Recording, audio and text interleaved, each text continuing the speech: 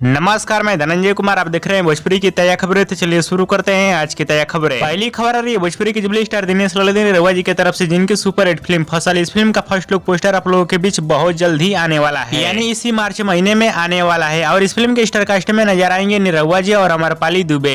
अगली खबर आ रही है भोजपुरी के पावर स्टार पवन सिंह और पायल देव की तरफ से, जिनका एक बहुत ही जबरदस्त और हाई लेवल का हिंदी वीडियो गाना आने वाला है। मीडिया रिपोर्ट के माध्यम से बताया जा रहा है कि भोजपुरी के पावर स्टार पवन सिंह और पायल देव के नए हिंदी बॉलीवुड गाने को रिलीज किया जाएगा होली। अगली खबर है भोजपुरी के दबंग स्टार खेसारी लाल यादव जी की फिल्म प्यार किया तो निभाना की तरफ से, इस फिल्म का एक बहुत ही जबरदस्त वीडियो गाना आने वाला है, जिस वीडियो गाने का नाम है ना दिया चुम्मा। आज इस वीडियो गाने को रिलीज किया जाएगा शाम 7 बजे एंटरटेन रंगीला के यूट्यूब चैनल पे, और एक बार जरूर इस वीडियो गाने को देखिएगा, बहुत ही जबरदस्त वीडियो गाना होने वाला है। अगली खबर है भोजपुरी के एक्शन किंग ऐश्वर्य मिश्रा की तरफ से, जिनकी एक बहुत ही जबरदस्त और शानदार फिल्म को टीवी पे चलाया जाने वाला है, जिस फिल्म का नाम है घरवाली बहारवाली 2। घरवाली बहारवाली 2 इस फिल्म को चलाया जाएगा अगले हफ्ते रिसू मूवी भोजपुरी टीवी चैनल पे, और एक बार जरूर इस फिल्म को टीवी पे देखिएगा, बहुत ही शानदार फिल्म होने वाली है और ये पैसा वाला चैनल है। अगली खबर रही भोजपुरी के गायक और नायक प्रमोद प्रेमी यादव की तरफ से, जिनका एक बहुत ही जबरदस्त वीडियो गाना आने वाला है, जिस वीडियो गाने का नाम है दरदिया ए पिया उठाता। आज इस वीडियो गाने को रिलीज किया जाएगा वेब म्यूजिक के यूट्यूब चैनल पे सुबह 6 बजे, और एक बार जरूर इस वीडियो गाने को देखिएगा, बहुत ही जबरदस्त वीडियो गाना होने वाला है। अगली खबर रही भोजपुरी फिल्म रण की तरफ से, आज इस फिल्म के ट्रेलर को रिलीज किया जाएगा वर्ल्ड वाइड रिकॉर्ड भोजपुरी के यूट्यूब चैनल पे, और एक बार जरूर इस फिल्म के ट्रेलर को देखिएगा, बहुत ही शानदार ट्रेलर होने वाला है। और इस फिल्म के स्टार कास्ट में नजर आएंगी काजल राघवानी और एक नए कलाकार। अगली खबर रही भोजपुरी के rock star singer Ritesh Pandey की तरफ से, जिनकी एक बहुत ही शानदार फिल्म को आज टीवी पे चलाया जाएगा, जिस फिल्म का नाम है एमएलए दर्जी। आज इस फिल्म को चलाया जाएगा शाम 6 बजे जी बायोस्कोप टीवी पे, और एक बार जरूर इस फिल्म को टीवी पे देखिएगा, बहुत ही शानदार फिल्म होने वाली है। और दोस्तों, आप लोगों की आज की ताजा खबर कैसी लगी नीचे कमेंट बॉक्स में जरूर बताइएगा, और इस वीडियो को ज्यादा से ज्यादा लाइक करें, कमेंट करें, शेयर करें, सब्सक्राइब करें। धन्यवाद दोस्तों।